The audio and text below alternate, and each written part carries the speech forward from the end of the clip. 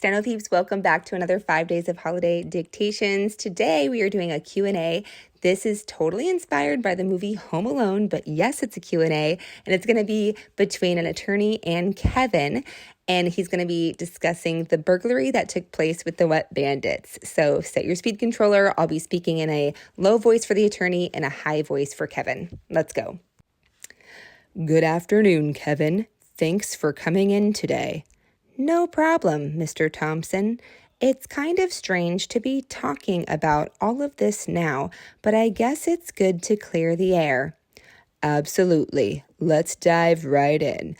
To start, can you briefly describe what happened on that Christmas Eve when you were left home alone? I was 8 years old and my family went on vacation to Paris. They accidentally left me behind. I had to fend for myself and, well, protect our house from 2 burglars. Right, the infamous wet bandits. How did you come up with the idea to set all those traps? Honestly, it was pretty much out of necessity. I watched a lot of action movies and read comic books, so I had this idea in my head that I could outsmart them with a little creativity. It wasn't really a plan at first, just a bunch of random ideas that I thought might work. And you certainly made quite an impression. Let's talk about the legal aspects. Did you ever consider the potential legal consequences of your actions, especially with the traps? At the time, I didn't really think about it. I was just trying to keep the house safe. But looking back, I realized that some of the traps could have caused serious injuries. I guess I was lucky that the burglars were more comical than criminal masterminds. Indeed. And what about the damage to your house? There was quite a bit of property damage from the traps and the burglars' attempts to break in. Yeah, there was a lot of mess. I remember the broken windows, the paint cans, and all that. My mom was furious when she got back. But the insurance covered most of it, and we ended up fixing everything. That's good to hear. Now, from a legal perspective, if someone had been injured by one of your traps, it could have been a lawsuit. Did you ever face any legal action from the burglars? No, the burglars were caught, and I think their embarrassment was punishment enough. They didn't try to sue or anything. Maybe they just didn't want to relive the whole experience in court.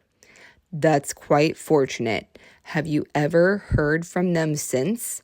I think they'd prefer to forget that whole Christmas. Switching gears a bit, how did you manage to handle everything on your own at such a young age? It was a mix of improvisation and sheer willpower. I made my own meals, set up the traps, and even went grocery shopping. I remember being really resourceful, but also really scared at times. It's impressive how you managed everything. Looking back, do you think you would have done anything differently? Maybe I would have made sure my family knew I was still home before they left, and maybe not set up so many dangerous traps. But honestly, it all worked out in the end. Certainly. And how did this experience shape you as you grew up? It taught me a lot about responsibility and self-reliance. I think I learned to think on my feet and handle unexpected situations.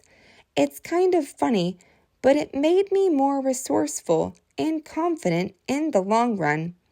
That's a positive takeaway. Lastly, how do you feel about the movie that was based on your experience? It's kind of surreal seeing my childhood adventures turned into a movie. It's definitely exaggerated, but it's also a nice reminder of that crazy Christmas. I guess it's become a bit of a holiday classic. It certainly has. Well, Kevin, it's been great talking with you and revisiting this unique part of your past. Any final thoughts or reflections? Just that it was a wild ride, but I wouldn't change it for the world. It's part of my story, and I'm glad I can look back and laugh about it now. That's a great attitude. Thanks again for coming in. It's been a pleasure hearing your side of the story.